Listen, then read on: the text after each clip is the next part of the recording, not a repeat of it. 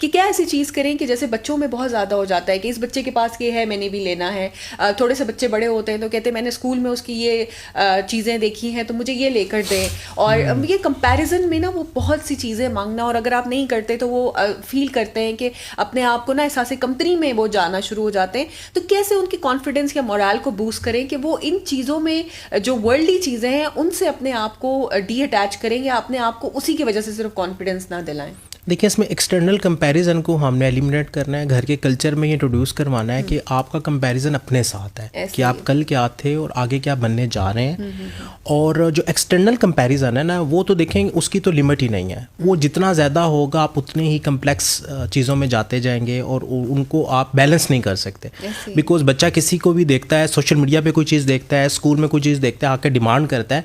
अब आपकी रिस्पॉन्सिबिलिटी है कि आप उस एक्सटर्नल कंपैरिजन को न्यूट्रल कैसे करते हैं। आपने अपनी कन्वर्सेशन से बच्चे को इनडायरेक्टली मोड में फीड करना है कि बेटा ये जो एक्सटर्नल कंपैरिजन होता है इसका आपकी ज़िंदगी पर कोई असर नहीं है, ठीक है। क्योंकि बच्चा जब एक्सटर्नल कंपैरिजन की पीक पे जाता है तो वो बहुत ज़्यादा मटेरियलिस्टिक हो जाता है, सेल्फ सेंट्रिक हो जाता है, और फिर वो एक सोसाइटी को, अपने घर को सही से लेके नहीं चल सकता। तो एक्सटर्नल कंपैरिजन के फैक्टर को आपने काट देना है।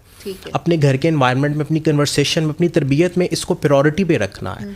आपका कंपैरिजन सिर्फ अपने साथ है कि कल आप क्या थे, कौन सी स्किल्स आपने इंप्रूव की और आगे आपने अपने आप को फ्यूचर में कैसा बनाना है, आप किस डायमेंशन में जा रहे हैं। सो एक्सटर्नल कंपैरिजन जो है वो कह लें कि दीमक की तरह आपके घर को खा जाता है। क्योंकि वो आपके माइंड में स्ट्रेस भी क्रिएट करता है, कहीं ना कहीं एहसास कमतरी आपके माइंड में जो है वो एक्टिव हो जाती है, और आप छोटी छोटी चीज़ों पे, इवन कि मैं बहुत से ऐसे पेरेंट्स से जब बातचीत होती है, कोचिंग सेशन होते हैं, तो पेरेंट्स इतना कुछ करते हैं लेकिन उसके बावजूद बच्चों का सेटिस्फेक्शन लेवल जो है वो फुलफिल नहीं होता।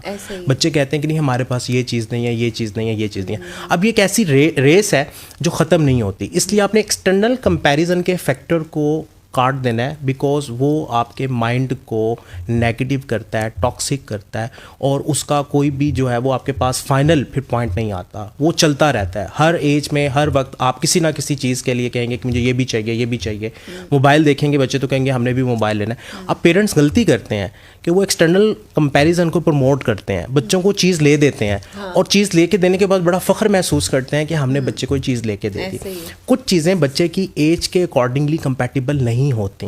अब एक बच्चा जिसकी एज कम है उसको बाइक लेके देने की ज़रूरत नहीं है, तो आपने नहीं लेके देनी, आपने उसको अंडरस्टैंड करवाना है, उसकी फीलिंग्स को अंडरस्टैंड करें। जैसे हमने स्टार्ट में बात की थी, इनडायरेक्ट वे में उसको डील करें, इनडायरेक्ट वे में उसको फीड करें कि बेटा आपकी भी ये एज नहीं है, जब ज़रूरत होगी तो फिर आपको ये चीज़ प्रोवाइड कर दीजिए। बिल्कुल बिल्कुल।